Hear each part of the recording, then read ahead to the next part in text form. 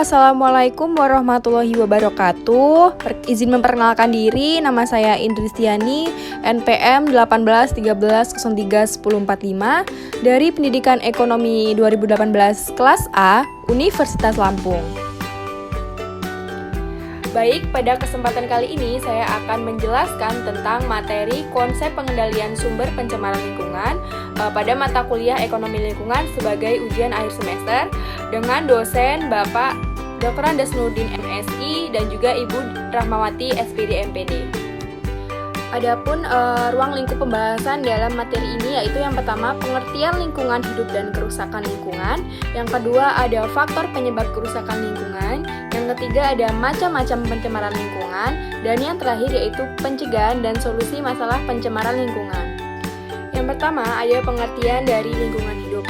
Nah, di sini pengertian lingkungan hidup itu menurut Undang-Undang Nomor 32 Tahun 2009, lingkungan hidup merupakan kesatuan ruang dengan semua benda, keadaan, dan juga makhluk hidup, termasuk juga manusia dan perilakunya, yang mempengaruhi alam, keberlangsungan peri kehidupan, dan kesejahteraan manusia serta makhluk hidup lainnya.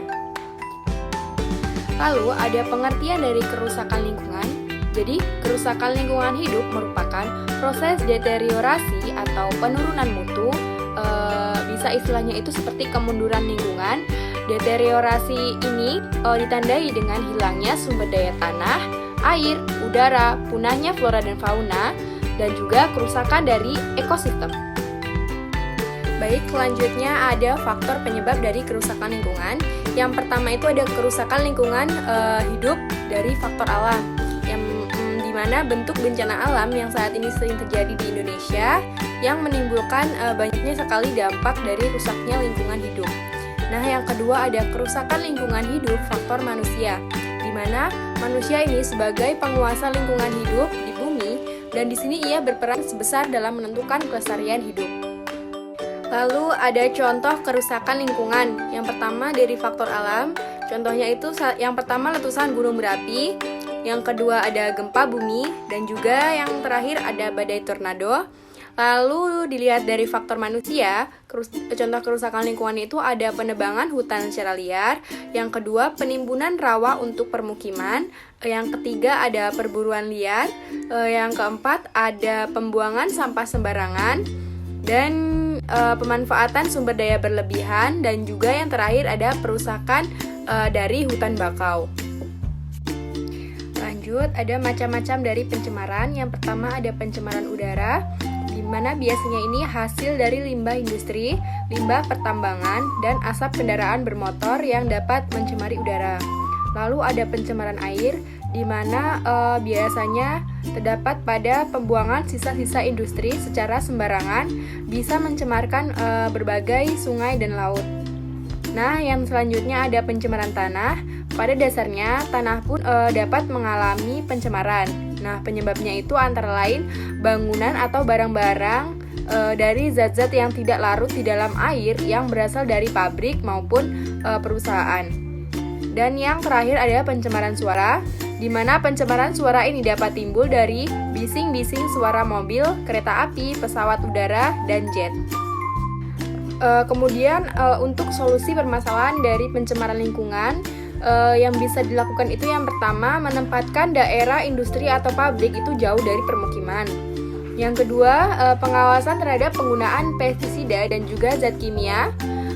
Yang ketiga tindakan tegas terhadap pelaku dari pencemaran lingkungan. Yang keempat membuang sampah pada tempatnya. Yang kelima pembuangan limbah itu diatur. Kemudian ada melakukan penghijauan. Selanjutnya, melakukan sosialisasi pentingnya dari menjaga lingkungan, dan yang terakhir itu menggunakan produk-produk ramah lingkungan.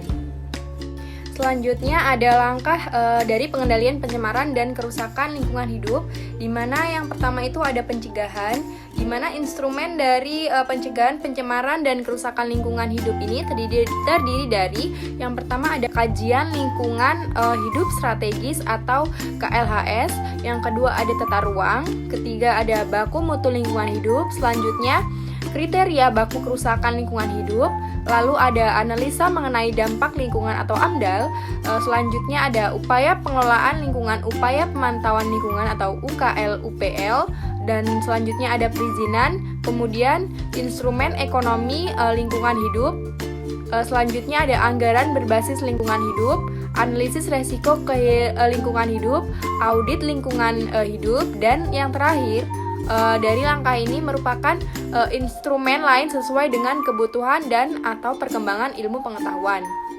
Langkah kedua ada penanggulangan, di mana penanggulangan pencemaran dan kerusakan lingkungan hidup ini setelah terjadi adanya kerusakan dan pencemaran lingkungan hidup yang dilakukan dengan cara yang pertama, pemberian informasi peringatan pencemaran dan atau kerusakan lingkungan hidup kepada masyarakat khalayak banyak.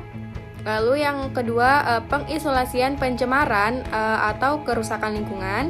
Yang ketiga, penghentian sumber dari pencernaan atau kerusakan lingkungan hidup. Dan yang terakhir, cara lain yang sesuai dengan perkembangan ilmu pengetahuan teknologi. Langkah yang terakhir ada pemulihan, di mana pemulihan lingkungan hidup ini wajib dilakukan oleh orang yang melakukan pencemaran lingkungan. Bisa dilakukan sebagai penghentian sumber pencemaran dan pembersihan unsur pencemar. Yang kedua, remediasi. Yang ketiga, rehabilitasi. Yang keempat, restorasi. Dan yang terakhir, cara lain yang sesuai dengan perkembangan ilmu pengetahuan dan juga teknologi. Baik, itu saja penjelasan materi dari saya. Kurang lebihnya saya mohon maaf. Saya akhiri. Wassalamualaikum warahmatullahi wabarakatuh.